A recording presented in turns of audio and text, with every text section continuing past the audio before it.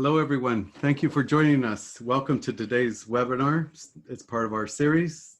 Today's topic is outreach, onboarding, technology, tools to support student success in a virtual environment. For today's webinar, we're going to follow the same process we've followed before. Mics are muted, videos off. We'll be using the chat box for you to submit your questions and comments. You'll be receiving information over the chat as well as on the slides. You'll see some reminders as well, but pay close attention to the chat because that's where the instructions will appear. I want to thank the team that helped put together this webinar series, especially for today. They're going to be supporting behind the scenes. Thank you, team. Look forward to this session with all of you today. We also want to thank the Chancellor's Office for the funding that helped produce this webinar. This is the fifth in a series focused on student support services. And as you can read here, these are the webinar topics already covered or we plan to cover in the near future. We always welcome your feedback. So please send in comments, feedback, and potential interest of other topics that you would like us to highlight and cover in the future. We are fortunate today to have two colleges that will be that have gone through some pivot changes and some quick managing to support students in this new online environment. And we are going to also debut a new role called Connector as part of the panel work that we're going to do to try to share with you and connect with the audience in a way that helps get across the information that these two colleges are going to share with us today. Let's begin. We hope that first of all, we hope that you are safe following your local community public health officials, both advice and counsel from CDE as well as your local. I've stated this before at the last webinar, and I think it bears repeating.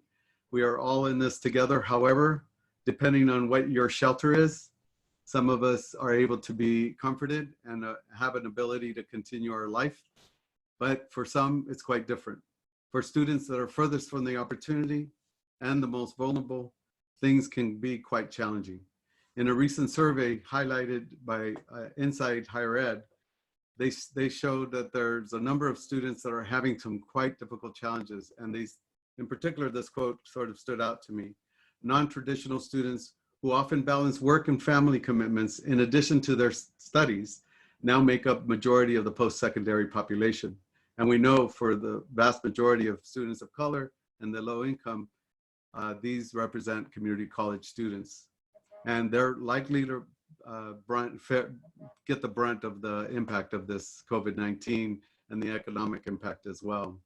So the findings of the survey did shed some light on this issue. And I thought that was an appropriate thing to share. I believe you'll be seeing it in the chat. It might be something that you want to check out and look at because the type of work that we're all doing to try to support students fare differently depending on where the student sits in terms of the support they have. So that obviously connects to our topic today of outreach and onboarding because it's much more than just an orientation. As many of you who are on this webinar know, if you do this work, it's much more than just the orientation. It's about the way in which the students will access all college services, resources, learning, and supports in a way that meet them where they're at. These two colleges today have done some of this work, as I mentioned. And so joining us today, we have Heather Oshiro from Chabot College and Amy Nevarez from Chaffey College. And a special note, as I mentioned, we do have Gabriel Martinez from Berkeley City College who will be playing the role of connector. So we'll hear from later from Gabriel, but for now, let's hear from our first panelist, Heather. Heather, thanks for joining us today and for sharing your wonderful work at Chabot College. So please share with us. Good afternoon, everybody. Thanks for having me, Luis and CLP, and thanks to my co-panelists. It's great to see everybody. I feel excited when I get adult conversation when I'm home all day with my 12-year-old, so this is great. Yeah, we can just go ahead and go on to the next slide. I wanted to share with everybody today a little bit about our counseling collaborative that we have with our local feeder high school counselors and other folks that work in our local districts, including other student services folks within our campus, directors of different things and whatnot. So really the focus of what I wanted to talk about was on our Chabot Area Counseling Collaborative, otherwise known as CACC. This slide just kind of shows a little couple of logos of our local schools. You can kind of get a sense of the representation. We're two college district, but Chabot really serves one feeder area, and Las Positas, our sister college out in Livermore, serves a completely different sort of area. So in a way, we almost feel like a one college region, even though we're not. Can move on to the next one. There we go. And I just wanted to give a quick sort of description. We really do unite our feeder high school counselors with faculty, with counseling faculty. We have sometimes other discipline faculty who join, student services, career pathways folks, and really leveraging this connection that we have with our local feeder districts has that relationship has allowed us to really deal with this COVID crisis in the sense that we've been able to share information about our new virtual processes that we had to sort of pull out of a magic hat, you know, at the last minute, like many of you have had to do, receiving feedback from them, how to tweak things, and not just about onboarding, but other things like early college credit, dual enrollment, concurrent enrollment, any of those places where the college really intersects with the high schools primarily. So our collaborative, even though it was very strong already for the past several years, we really kind of started back when the Career Pathways Trust grant came together in our area, and that allowed us to launch. And with the support of the Career Ladders Project and Luis and the California Counseling Network, that really allowed our counseling collaborative to grow and to be very strong. And I'm just, you know, always grateful for it, but just dealing with the crisis that we're dealing with right now, I feel even more grateful because we had this in place to really move forward when we needed to. So I guess when I thought about this webinar today, you know, I had to think about like, how are we responding? And we being the CACC, we do two PD days a year, and we have for the past 4 years, where we invite our high school counselors to the campus.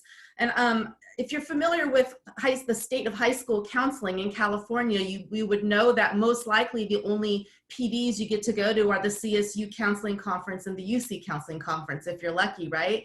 And so there's not a lot of professional development opportunity for high school counselors often unless they send themselves, which I don't know how many folks have the time or the money to do that. So we really try to not only just promote, you know, transition to Chabot, but also other sorts of topics that help bring up the professional development of our high school counselors.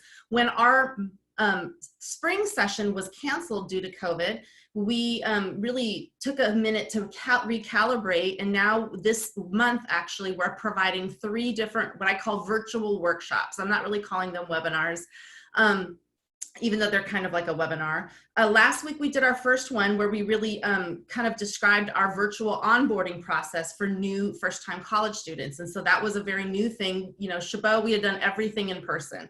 You couldn't even call into our counseling department a lot of times. And so we had to figure out how to do that virtually and how to, you know, say, okay, I know we did this before high school counselors, but this is how we're doing it now rapidly.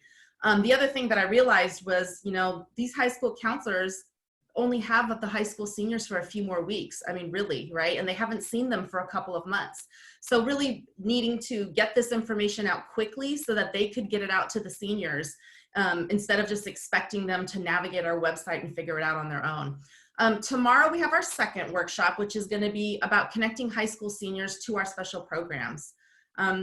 And then next week, we're going to follow up with our last one of the month, which is really more of a high school counselor roundtable sort of thing to talk about some of the issues of early college credit, dual enrollment, articulation, things like that, that our local high school counselors are really interested in.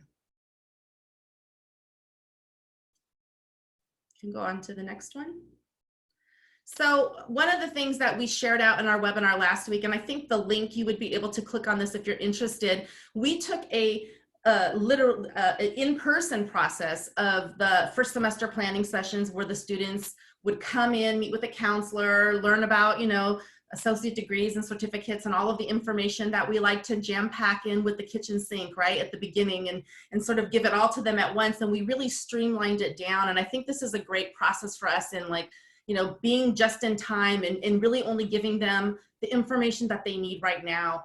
And so we came up with a virtual process. And so I just wanted to this is a snapshot just to highlight the type of information that we're sharing with our high school counselors, because oftentimes the students, since they know them, will ask them, what do I do next? And how do I do that? And what's this for? Now our high school counselors know how to have the answers for them. And I said that, some of what I'm calling early results. We are able to use Basecamp, which I'm going to show in a second, which is a technology platform.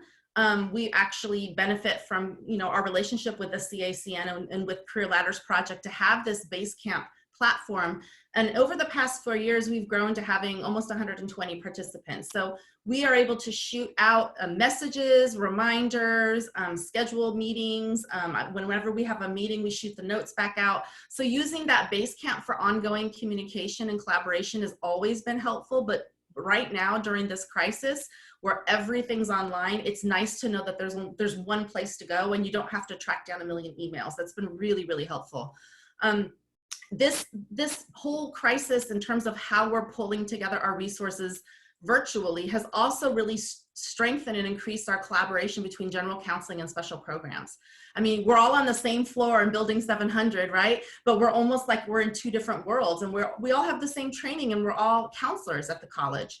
So it's been really nice to see how pulling together to sort of explain things and work with our outside counseling colleagues has strengthened our own internal roots.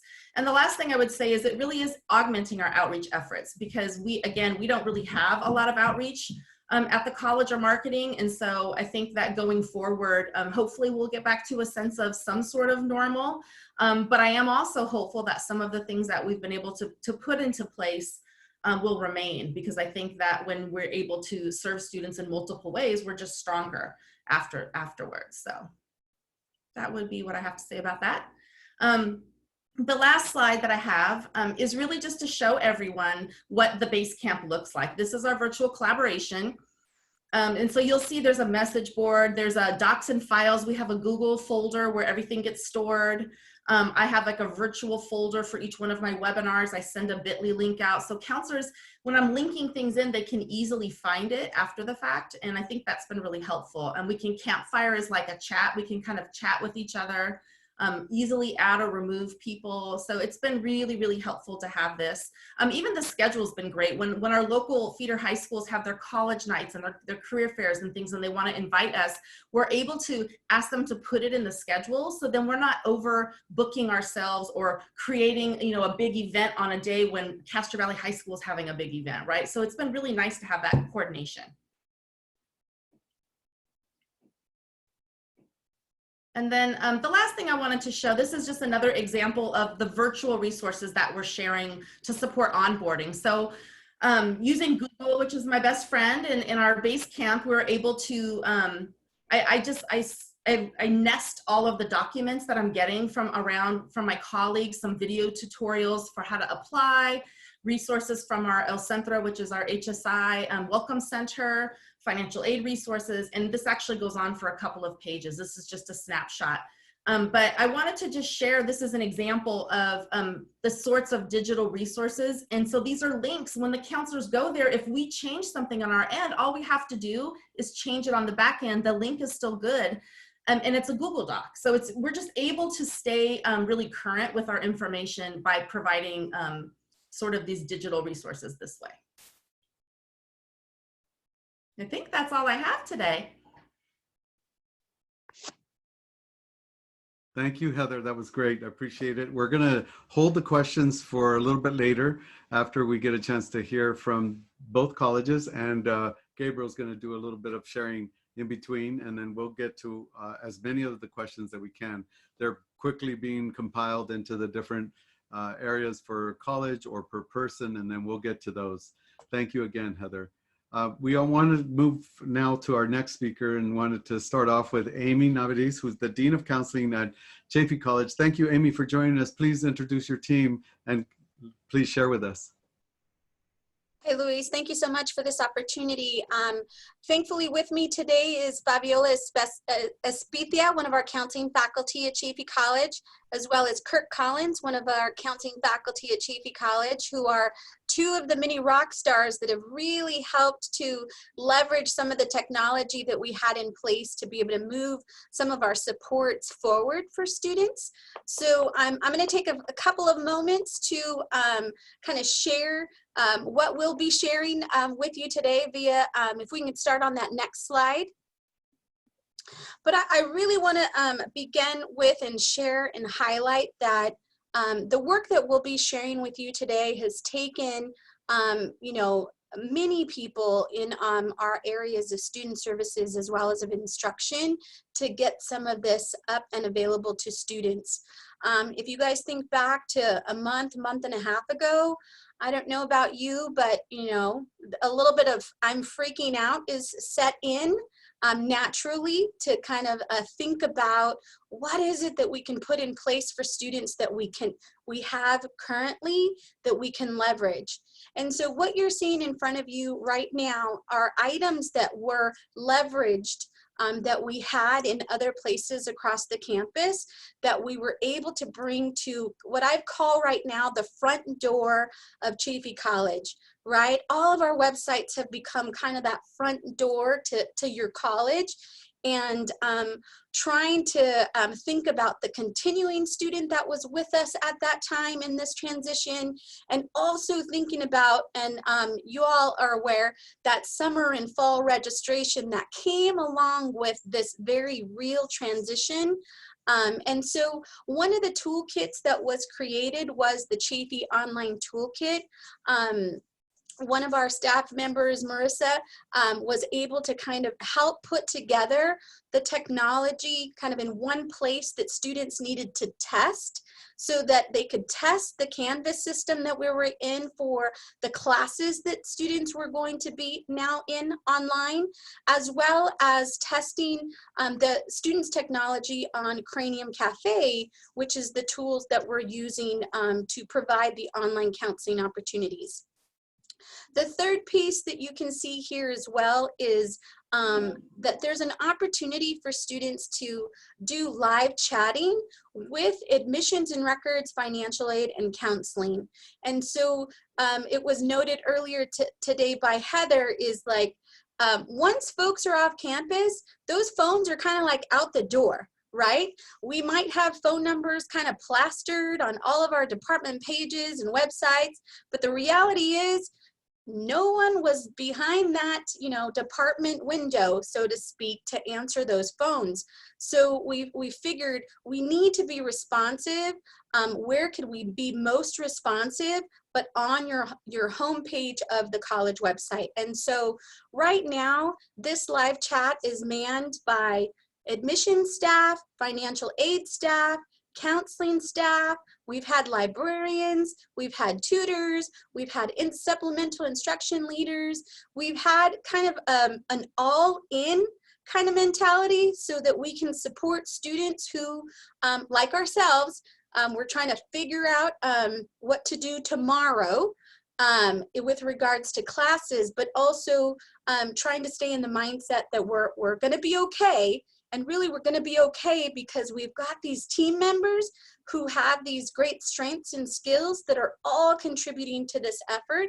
And so I have to keep highlighting, it was not one person, not one area, but multiple in order to get what you see in front of you kind of launched and in the hands of students.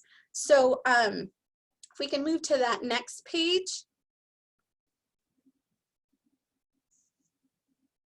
And so also it's part of that lib chat kind of, you guys are all familiar with it with, I don't know, your bank maybe. You log into your bank and all of a sudden someone pops up that if you need to chat, you can start kind of texting.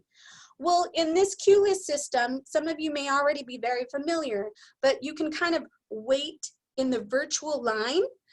It was kind of being set up prior to us being off campus so that students didn't have to physically wait in the admissions line, didn't have to physically wait in the financial aid line, but instead they can check in via this queue list and they would be alerted when they're next, you know, when they are next in line. And so we've kind of I'll use the word kind of hijacked. We kind of hijacked the thought of what we were doing for the physical into the online. So when a student goes into do that live chat, they are also put in a queue so they don't have to sit there waiting to have one of our staff members responding. So students have really appreciated that, you know, that instant when you chat, you expect a quick response, but at least they kind of have the heads up that it's going to take 2 minutes, it's going to take 5 minutes for somebody to respond. And that's been super helpful for students to kind of keep the calm in the middle of some very real storms that have been occurring for students. So next slide. And so kind of in addition to what we have on the homepage, within our Canvas system, we've also been able to create what is known as the Student Support Hub. And within the Student Support Hub, similar to what you see on the homepage of the website, students, while they're logging into their Canvas courses, will also see the opportunity to kind of live chat with the staff member via the Student Support Hub. Next page, please. And so within this Student Support Hub, what you'll begin to see is where counselors are, right? And so this is just one example of the multiple areas that have counseling faculty and staff, and an area where students can schedule their appointment and or chat now with a counselor. And so prior to COVID-19, right? Students would have to call in to schedule an appointment, right? Call that number, press that button to move to the next extension, wait for that next phone call to be answered, and then kind of go in to schedule an appointment. So this has really kind of changed how students have access to scheduling counseling appointments, because it's now really directly in the student's hands to be able to schedule that appointment. And so let me share with you that over these last couple of years, we've had some real learning lessons in how we've launched the Student Support Hub, specifically to the counseling areas. Those scheduling of appointments, students are starting to fill out what you'll see a little bit later as far as intake forms, and we're getting to learn a little bit more about who our students are through this process ahead of time. And what's really, really cool is that the option to walk in is still there. And let me share with you, you have to be mindful of our in-person language and now our online language, really, because when you say, oh, there's counselors available for walk-ins in the Student Support Hub, the truth is we've had a couple of students, show up on campus because we said, yeah, there's walk-ins available, but we just got to start to add that, that online language. There's virtual walk-ins, and this is how it can be done. So it's been a learning process, but again, I'm going to go back to, we are all in. Next. So I think at this point, and I hope I'm not messing this up, but I'm going to pass it over to Fabiola, one of the Rockstar counseling faculty who have been on the online counseling work group. I would be remiss to say that it's really because of Fabiola's trailblazing efforts, Kirk's, and a couple of other online counseling work group team members, that some of this work they were working on as a group of 5 to 7 ahead of COVID, so that the minute we had to pivot, these folks trained us to be able to do this and be in this system for all counseling faculty, full and part-time. And let me say that without their, I'll call, a couple of semesters ago, grassroots efforts to say, can we do this? Can we pilot this? Can we try this? We wouldn't be where we are without these folks. And so thank you guys. And I'm gonna have Fabiola take this away. Thank you, Amy. Good afternoon, everyone. So what you're seeing here on the screen, when a student selects their or selects the button to schedule an appointment with the appropriate department, it's going to take them to this page.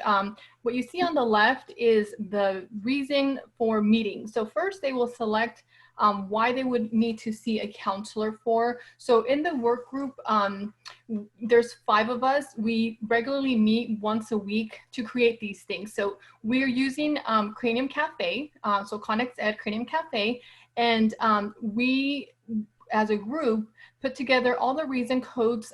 So this is what the students would see based on what we had selected. So once they select their reason code, they will select whether they want to meet with us via video or telephone. If you can go on to the next slide, please. And then it takes them to select the time. And on there, you'll see multiple counselors. So it's, we decided to display it by time, but if a student wants to specifically see a certain counselor, their name will be right at the bottom, so they can be, you know, they can pay attention to that and pick the counselor. So right after they select the time, that's when it takes them to the intake form that we spent quite some time kind of creating. So if you can go on to that next page. So we, as a work group, spent some time creating that intake form. Instead of having, this kind of replaces the, that phone conversation that Amy was talking about when students would call in, the program assistant would ask them, what's your name, your ID number, your major, what do you need to see counselor for? The student now is filling all that in the intake form. So we make them fill out their name, their ID number, their Chaffey email, or their personal email if they're new to Chaffey, as well as the phone number. And we do ask them for their major, their goal, and to give a little brief description of what they need help with. That way we can plan ahead for our counseling appointment. So this is what that intake form looks like. Once they fill out the intake form, it takes them to a page where we don't have a picture for it, but it will schedule them for that appointment. The student gets an email automatically from Connex Ed. The counselor gets an email automatically from Connex Ed. And on their appointment date and time, the student would go to their email, select that link, and it takes them straight into the login page so that they can do their appointment. So if we go on to the next page, once they log into Canvas, since we are doing a single sign-on with Canvas, they first will have to do a consent form before they actually meet with that counselor. So this is what that consent form looks like. The work group spent some time doing this as well. On here, we go over the FERPA. We, you know, ask them, or we tell them on here that we may record the session. So we're getting permission prior. Once they hit agree, if it was a phone appointment, the counselor will call them. If it's a video appointment, then we will be able to see them on our Cranium Cafe. So that's how we are doing appointments, that's how the students are scheduling them for now. And we've noticed that it's been working really, really well. We do have, so this was in the Student Support Hub. We do have a counseling support hub as well for us to help us do the work that we need to with students. And I'm going to pass it on to Kirk. My colleague Kirk is going to go over what we use in order to help us with the counseling in the session. Good afternoon, everyone. Happy to be here. And yeah, just kind of going off of what Fabiola was introducing there, this is something we're excited to share with you, something that we created internally through Canvas, and this is what we call our Counselor Hub. So what we thought was, let's put everything in one place, from all the counseling forms that we use to access to resources like our academic and career communities. We have a reference database, graduation tools, financial aid. This was something that we thought of that would be useful for online counseling, just to make sure that we can still utilize all of the resources we use on campus, but now through an online platform. So the counselor can go ahead and log into their account like they're going to meet with a student, but then through Canvas, they can go to the Counselor Hub, this page that we're looking at here, and they can click on one of the tiles. So if you wouldn't mind going to the next page, we're gonna view one of the tiles that you can click on. So this one here, this is our counselor forms tile here that we typically use a lot. And you can see on here, we've kind of separated it through different categories. We have our challenge form, unit overloads. You can see we have our general ed patterns on here. What we were trying to do was create a space where we have the fillable documents that we can fill out, we can share with the student, they can submit it back to us. And we also put directions on there too. So that way, when we click on a link, like our unit overload, it kind of gives us direction as into, okay, this is what this form is used for. This is the direction, this is the department it goes into. So this is a resource that we just wanted to, have available for our counselors so that they had their own database to be able to make their online counseling just that much more smooth.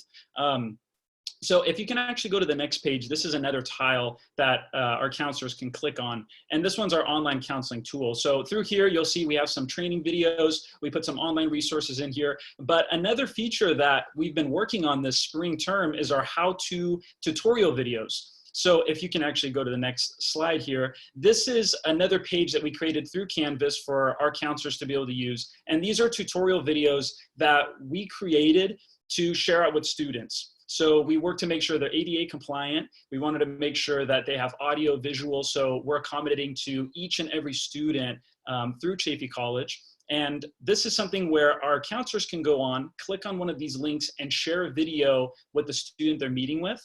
But we also wanted to make sure that students had access to this library. So earlier, Amy was talking about that online toolkit available through the Chaffey homepage. So we've actually attached this on there as well. So students can go through the online toolkit, view these lists of videos, so that way they have multiple ways of accessing information, not only through the lib chat that we were talking about, so the online chat services, through online counseling appointments, but they can also get information through our videos as well. So we're just trying, and some of these are still a work in progress. We're still adding videos into here, and we're still taking recommendations, and same thing with our counseling hub.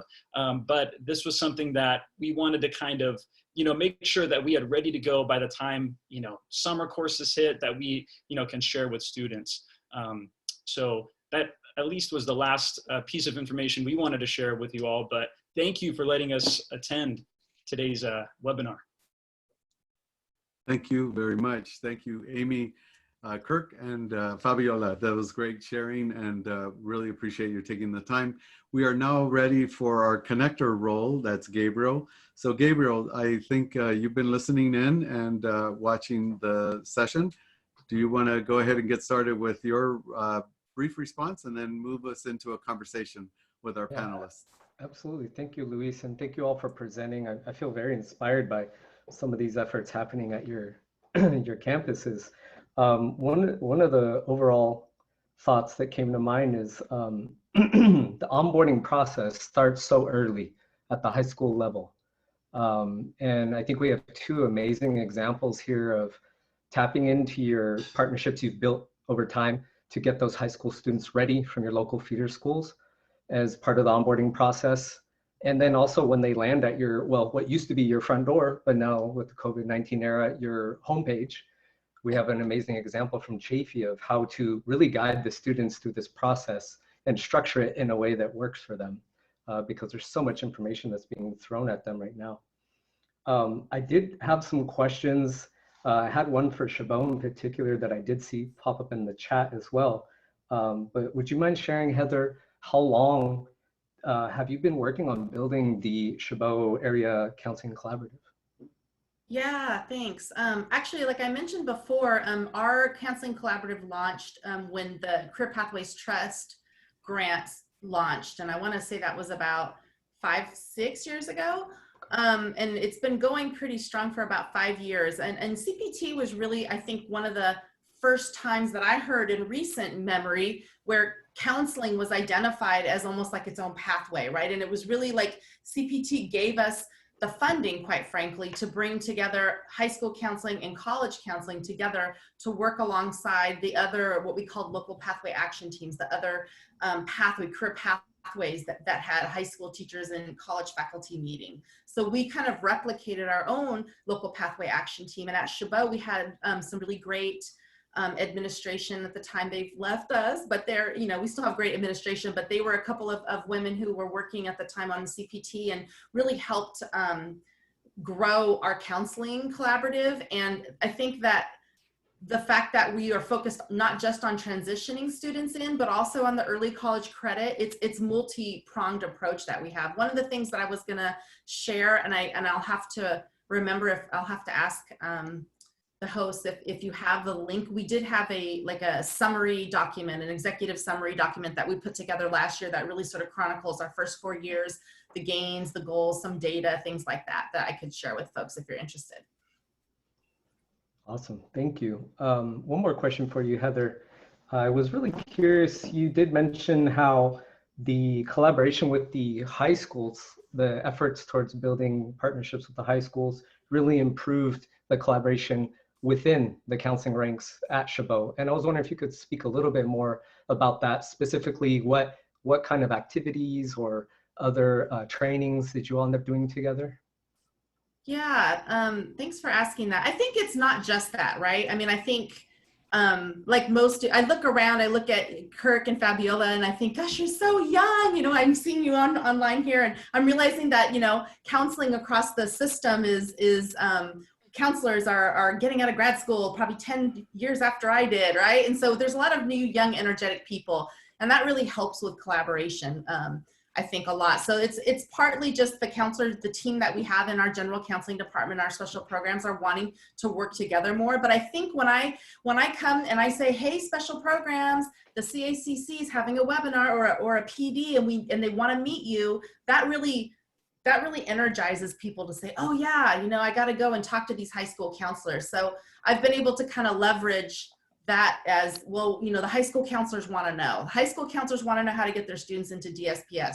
The high school counselors want to know more about financial aid. They don't need to know the FAFSA, but they need to know more about special circumstances relevant to community college. The high school counselors want to know, oh yeah, you know, you don't just tell EOPS, don't just say you're federally funded or you're state funded or whatever you are, you know, you need to tell them how to apply. So I think the perspective of having the high school counselors and high school students as an audience has sharpened our ability to market our programs, figure out who we're talking to, how we're doing it, and making it really, in a virtual world, it needs to be clear, consistent messaging, right? It's not a lot of room for talking. So then some of our flyers, I'm like, hey, let's link in a video, let's link in this. So they're realizing that the high school students just need something that they can easily go to, right? And to follow the information instead of having to weave their way through the labyrinth of our current website, right?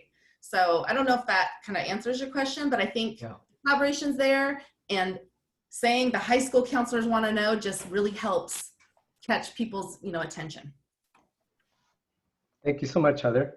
I have one question for Chaffey, for if any of you want to answer. You did mention that there were multiple areas. I know Amy stressed there were multiple areas that collaborated in building all these online resources that you set up, but in a very intentional way.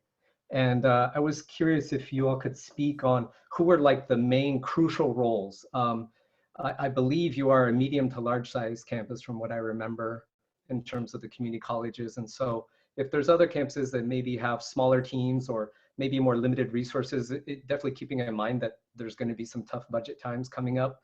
If campuses wanted to take on a project like in the same vein that you did, who would be like the most crucial roles that would be in the room for that? If I could go ahead and take that one, and please, Kirk and Fabiola, chime in. So what began with, you know, I think it really began with listening to what our students are needing prior to COVID-19 and after COVID-19. So prior to COVID-19, we were already feeling a sense of urgency that we needed to provide support to students online because students were, you know, they were at work, and, you know, they had families and children, and they needed a little bit more flexibility. And so we found that counselors were already kind of doing that on their own, saying, hey, I can call you at 6, and maybe the office in the building was closed at 4:30, and they just felt it in their hearts to like call people or email people or fax people or scan and email things. And so when Cranium Cafe, Conic said, was approved as a tool for the state, we just said, well, let's use the technology that's been approved and that's been available, and let's really dedicate some time for counselors to be able to meet and collaborate and think through what this new way of supporting students will be. And so, you know, we've already continued to have those conversations. In fact, we were talking about it today because the group met today earlier. We were talking about trying to plan for summer, trying to plan for fall, and thinking about spring and what happens if we're able to get back to campus. And we're all in agreement. When we get back to campus, there's still a need for this online support. Now that we're all in, you know, all full-time counselors, all part-time counselors, I'm not saying that we're all learned up, right? We haven't learned everything about what this tool can do, but we're finding out and trying new things, failing and then getting back up and trying something else. But we're going to try. We're going to try because we know that ultimately we're supporting students through this very, very difficult time. And even as we get through this very difficult time, students will still need us in the same way online. So to try to answer that question, it started with this group of counseling faculty, but what it's done is it's extended to, you know, receiving the same kind of support through distance education committee. We now have a DE coordinator. We were doing a lot of work with our dual enrollment director. And so again, we started to really see what items and things that we could connect and tried to put aside what roles and responsibilities people had. And just like Kirk was mentioning about those videos have popped up I don't know, 10, 12 days after we said that we need these things. And then we learned, hey, we've got to make sure these are accessible too. Pull those back down.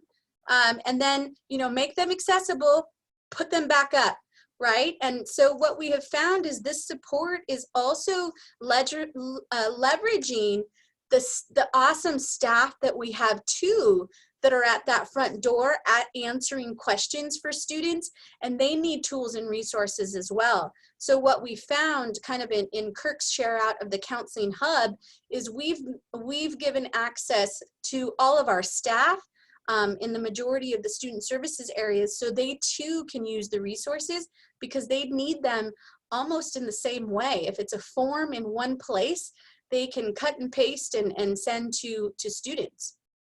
Was that helpful? I'm sorry, you guys have to stop me. Absolutely. Thank you. Thank you for sharing, Amy. Fabiola or Kirk? I think Amy kind of, you know, mentioned it, really like that counseling hub, thanks to like 5 of our counselors.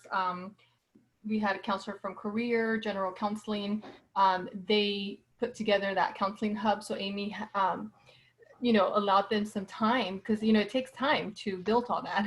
So within Canvas, they built those different tiles, and they added those tiles in regards to the student hub. Like Amy mentioned, a lot of support from the DE coordinator. So, you know, she kind of came to us maybe in fall.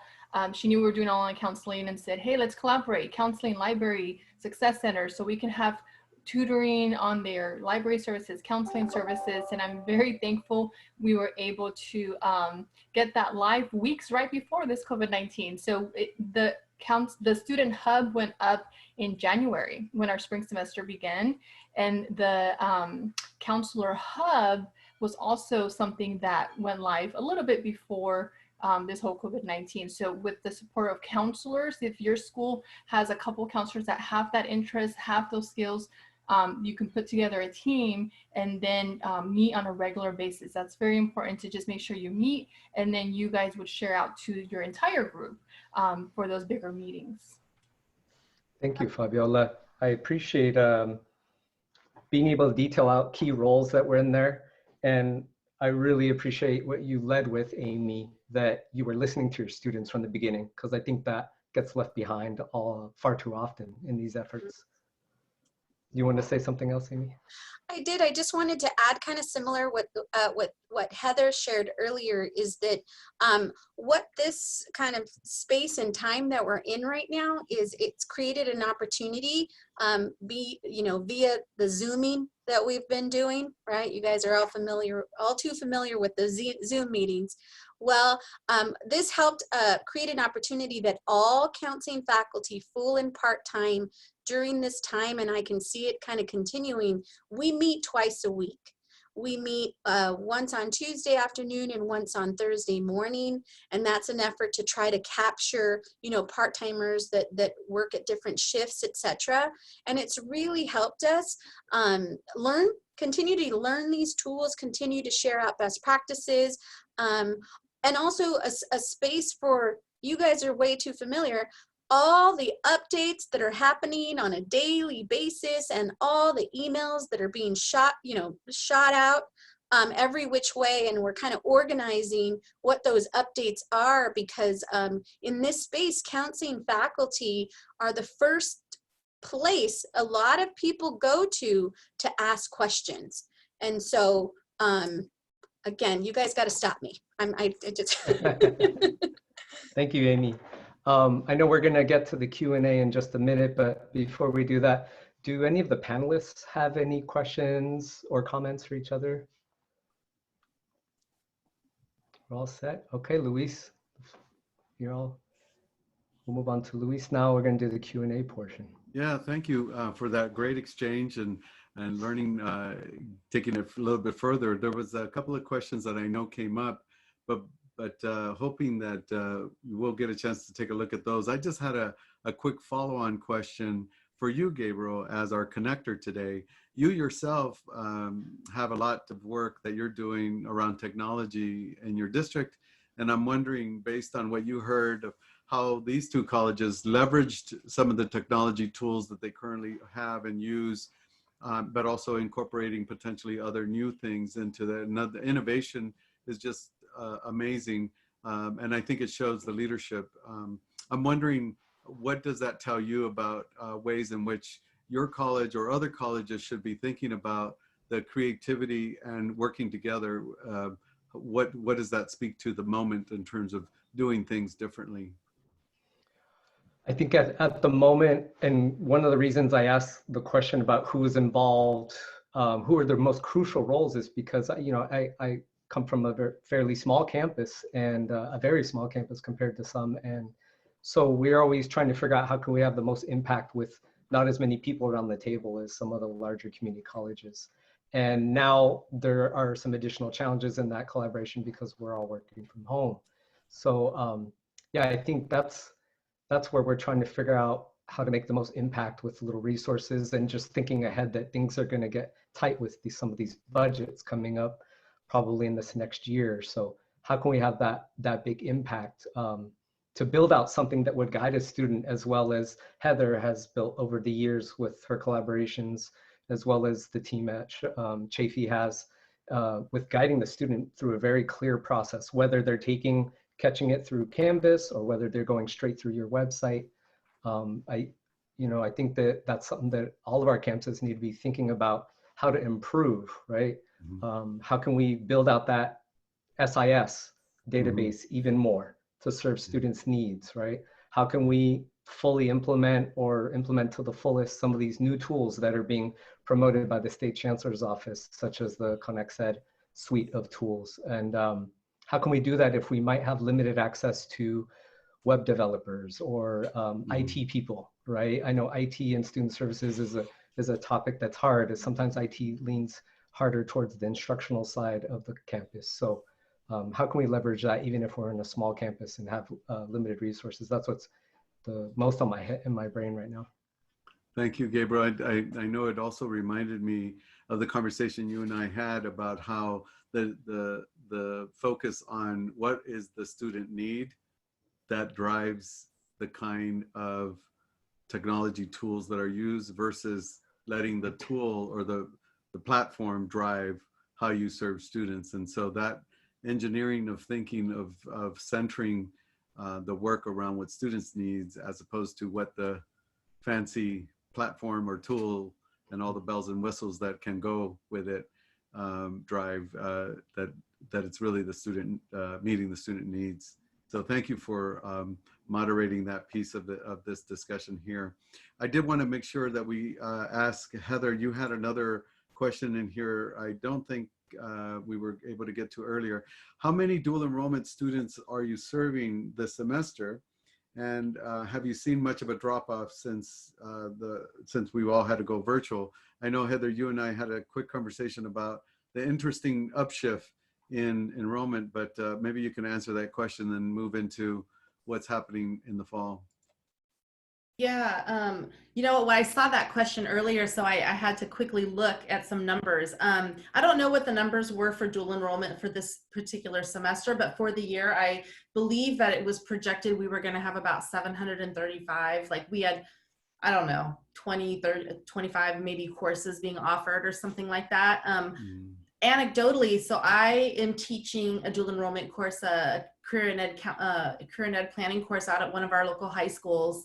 And I went from about 20 something students down to 8 over, you know, within, so, you know, anecdotally, I can say for my own self that certainly for high school students, not only are they having to, you know, figure out how to do their own high school classes online, which they've never done before, and then to have to take a course that they signed up for in person, you know, and then likewise, the challenge for me as an instructor, I'm not an online instructor, you know, I'm a counselor and I've been teaching this class several times throughout the past few years. And I had to really think it over again. And it got me stuck a little bit when it all first happened. I know I talked with you a little bit about, I felt like a deer in the headlights for the first several weeks of this COVID shelter in place.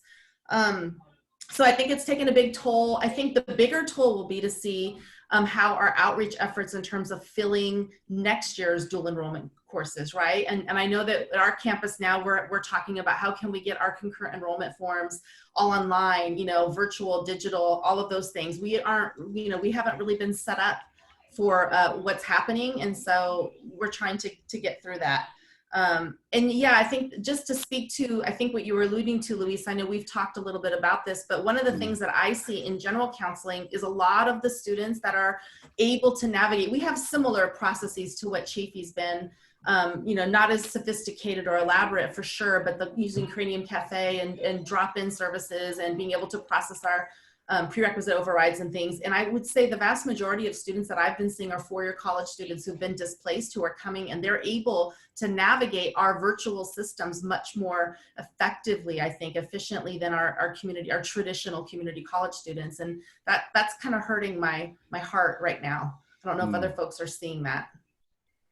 Amy, do you want to respond to that? Yeah. Dual enrollment, I would share, because I know that there's probably a couple of our dual enrollment counselors kind of joining in on the webinar, and they've presented other places, webinars, etc. Kudos again. There's several counseling faculty that have been the backbone of some of that work and the creation of the online forms, etc. that I think has definitely led to the streamlining of support from high school to college in the dual enrollment kind of fashion. We're still kind of syncing up what we're doing in dual enrollment, as well as what we've done as a counseling unit for high school seniors, where we visit the 25 high schools that are within our district in a fall semester to help them be ready for, you know, that spring prioritized registration date. Thankfully, our dual enrollment numbers have kind of, I think we're at exceeding the past summer numbers because of the streamlining of those processes. Because that's what also is kind of showing up in the virtual world is, you know, understanding what processes were prior and putting those to paper, better said, in a digital format for what counselors kind of need. But also for our high school counselors, as well as students transitioning what they need. We have definitely seen this summer an increase in the number of students who are, same number of students that we have registering for summer, but those same numbers are taking more units this summer. That's kind of what we're seeing. And we are seeing more CSU and UC students enrolling this summer as well. And I could tell that by our request for transcript evaluations. I asked for that number today, and there was, I think, a rough number of 300 just of those. So we're going to try to wrap up here. There's a number of questions that we didn't get to, but we'll try to respond to those or get you to respond to some of those and share that with the audience. But let's go with one last question, and we'll include you in this as well, Gabriel, if you want to respond to this. How has the matriculation process changed in each of your college virtually? And what high touch practices have you implemented to reach out to students that if they don't, so that they don't get stuck through the matriculation process? So one of the, Fabiola and Kirk, you cut me off. You guys know, no. So one of the pieces that we're kind of in the middle of as well is a website redesign. And so where we're at is those lib chats have kind of saved us with regards to the matriculation process, because staff are guiding students in those lib chats and or direct emails with, you know, completing the online orientation, completing the online placement voucher, and, you know, scheduling an appointment with a counselor. So we will see it once the website is up, which is coming really soon, those matriculation components similar to what we've had prior. But right now it has been the lib chats that's kind of giving us our saving grace in guiding students through those matriculation components. And in fact, a heavy lift on counselors to remind students that they've got to work through these pieces as well.